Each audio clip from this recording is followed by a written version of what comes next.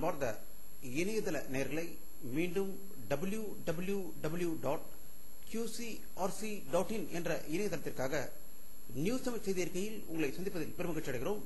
இன்று 11 ஆகஸ்ட் 2009க்கான முக்கிய செய்திகளை தற்போது பார்க்கலாம். தமிழ்நாட்டில் பன்றிக் காய்ச்சல் தடுப்பு நடவடிக்கை தொடர்பான ஆலோசனை கூட்டம் தமிழக முதல்வர் கருணாநிதி அவர்கள் தலைமையில் கோட்டையில் இன்று நடந்ததாகும். இதன் முடிவில் மதுரை, கோவை, திருநெல்வேலி ஆகிய இடங்களில் பன்றிக் காய்ச்சல் பரிசோதனை மையம் அமைக்கவும் தற்போது வேலூர், சென்னையில் அமைந்திருப்பது குறிப்பிடத்தக்கது.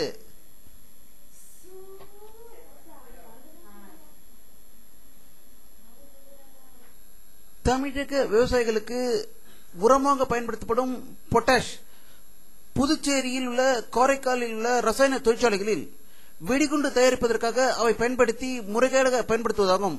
இதுகுறித்து சிபிஐ விசாரணை நடத்த வேண்டும் என்று பிரதமருக்கு அதிமுக பொதுச் செயலாளரும் எதிர்க்கட்சித் தலைவருமான செல்வி ஜெயலலிதா அவர்கள் கடிதம் எழுதியிருப்பதாக சென்னையிலிருந்து தகவல்கள் வெளிவந்து கொண்டிருக்கிறது. ஜப்பான் மற்றும் அந்தமான் நிக்கோபார் தீவுகளில் இன்று அதிகாலை ஏற்பட்ட பயங்கர நிலநடுக்கத்தில் 101 பேர் ஜப்பானில் படுகாயம் அடைந்ததாகும். லிட்டர் அளவில் 7.7 இந்த பூகம்பம் பதிவாகியதால் சென்னையையும் அது அதிகாலையில் தாக்கியதாகும். நிலநடுக்கத்தை உணர்ந்த மக்கள் அலறி அடித்துக் கொண்டு வெளியில் வந்ததாகும். கடலோரங்களில் சுனாமி எச்சரிக்கை அறிவிக்கப்பட்டதால் மக்கள் பீதியில் உறைந்து இன்று மதியத்துக்கு பிறகு சாதாரண சகஜ நிலைக்கு சென்னை வந்ததாக சென்னையிலிருந்து தகவல்கள் வெளிவந்து கொண்டிருக்கிறது.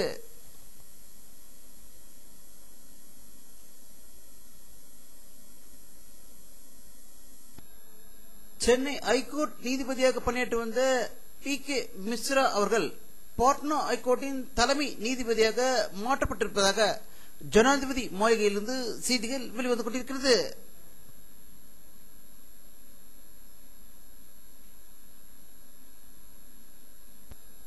தமிழகத்தில் பன்றிக் காய்ச்சலின் பீதியால் மக்கள் அவதியுற்ற நிலையில் அதற்கு முன்பிருந்தே தமிழகத்தில் பல பகுதிகளில் குடிநீர் பிரச்சனை தலைவிரித்து ஆடுவதாகவும் சென்னையை சுற்றியுள்ள பகுதிகளில் மக்கள் தண்ணீருக்காக அலைந்து திரிந்து கொண்டிருப்பதாகவும் கிணற்றுகளில் உள்ள தண்ணீரின் நீர்மட்டம் குறைந்து விட்டதால் மக்கள் தண்ணீருக்காக தினமும் பல இடங்களுக்கு அலைந்து சென்று தண்ணீரை பிடித்துக் கொண்டு வருவதாக ஒரு அதிர்ச்சி தகவல் வெளிவந்து கொண்டிருக்கிறது.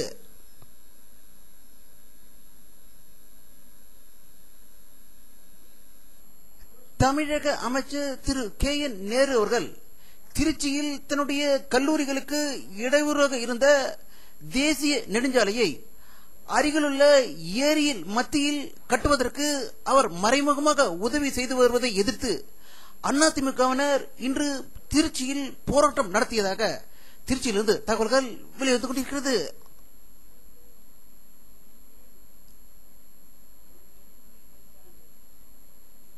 டெல்லியில் உச்ச நீதிமன்றம் வழங்கிய ஒரு தீர்ப்பில் குஜராத் மாநிலத்தில் போலி என்கவுண்டரில் சுட்டுக் கொல்லப்பட்ட சர்வதின் குடும்பத்திற்கு குஜராத் அரசு 10 லட்சம் ரூபாய் நஷ்டஈடு வழங்க வேண்டும் என்று தீர்ப்பு வழங்கியிருப்பதாக டெல்லியிலிருந்து தகவல்கள் வெளிவந்து கொண்டிருக்கிறது.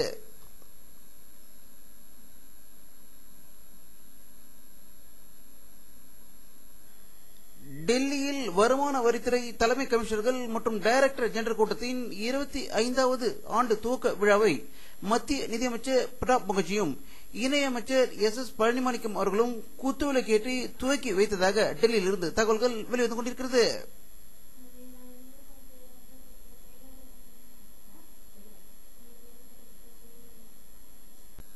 மேற்கு வங்க மாநிலத்தில் உள்ள லால்கர் பகுதியில் இந்திய பாதுகாப்பு படையினருக்கும் மாவோயிஸ்டுகளுக்கும் இடையே துப்பாக்கி சண்டை நடந்து கொண்டிருப்பதாக கொல்கத்தாவிலிருந்து செய்திகள் வெளிவந்து கொண்டிருக்கிறது.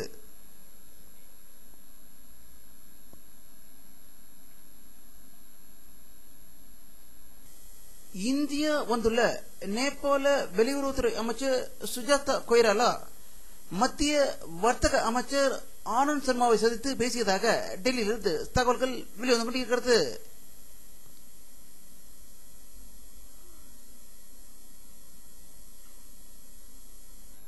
முன்னாள் ரிசர்வ் வங்கி தலைவரும் தற்போதைய ராஜ்யசபா உறுப்பினரான திரு ரங்கராஜன் அவர்கள் தன்னுடைய ராஜ்யசபா பதவி ராஜினாமா செய்துவிட்டு பாரத பிரதமர் மன்மோகன் சிங் அவர்களின் பொருளாதார ஆலோசகர் கவுன்சிலின் தலைவராக தேர்ந்தெடுக்கப்பட்டுள்ளதாக டெல்லியில் இருந்து தகவல்கள் வெளிவந்து கொண்டிருக்கிறது.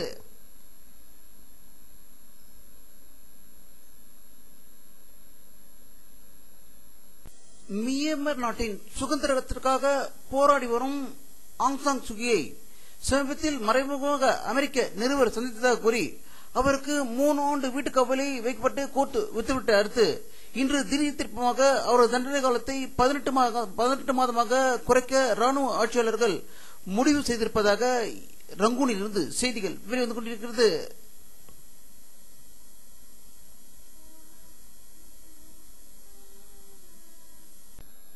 தெற்கு ஆப்கானிஸ்தானில் தாலிபான்களுக்கும் அமெரிக்க ராணுவத்திற்கும் இடையே நடந்த பயங்கர மோதலில் 3 அமெரிக்க ராணுவத்தினர் கொல்லப்பட்டதாக கால்போவில் இருந்து தகவல்கள் வெளிவந்து கொண்டிருக்கிறது.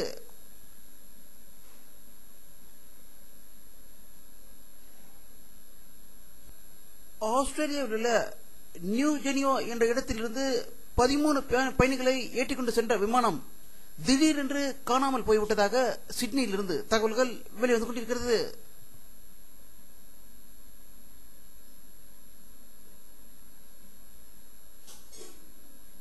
குவைத் நாட்டில் உள்ள தொலைக்காட்சி ஒன்று வெளியிட்டுள்ள ஒரு செய்தி அறிக்கையில் குவைத்தில் அமெரிக்க ராணுவ படை மற்றும் ராணுவ தளவாடங்கள் மீது அல் கொய்தா தீவிரவாதிகள் தற்கொலைப்படை தாக்குதல் நடத்த வாய்ப்பு இருப்பதாக தகவல் வெளியிட்டிருப்பதாக குவைத்திலிருந்து தகவல்கள் வெளிவந்து கொண்டிருக்கிறது.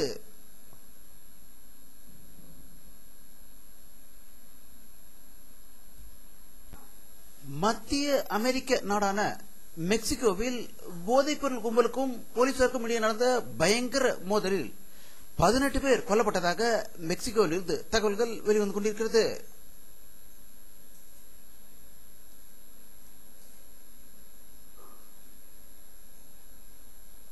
அமெரிக்காவில் உள்ள பிரபல கம்ப்யூட்டர் நிறுவனமான IBM நிறுவனம் தன்னுடைய பணியாளர்களில் 16,000 பேரை இந்த ஆண்டு இறுதிக்குள் வேலையிலிருந்து தற்காலிகமாக நீக்கப் போவதாக நியூயார்க்கில் இருந்து தகவல்கள் வெளிவந்து கொண்டிருக்கிறது.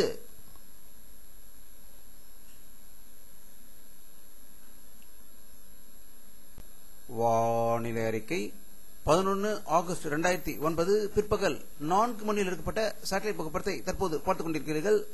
தமிழகத்தில் ஒரு சில இடத்திலேயே மேகமூட்டங்கள் காணப்படுகின்றன.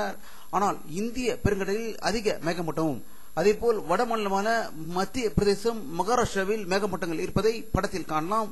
இன்றும் தமிழகத்தில் வெயில் தாக்கம் அதிகமாக இருந்தாகவே தகவல்கள் வெளிவந்து கொண்டிருக்கிறது.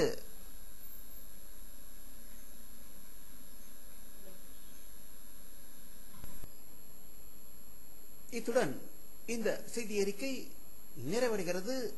மீண்டும் நியூஸ் தமிழ் செய்தி அறிக்கையில் உங்களை சந்திக்கும் வரை உங்களிடமிருந்து விடைபெறுவது உங்கள் கே பாலாஜி. நன்றி.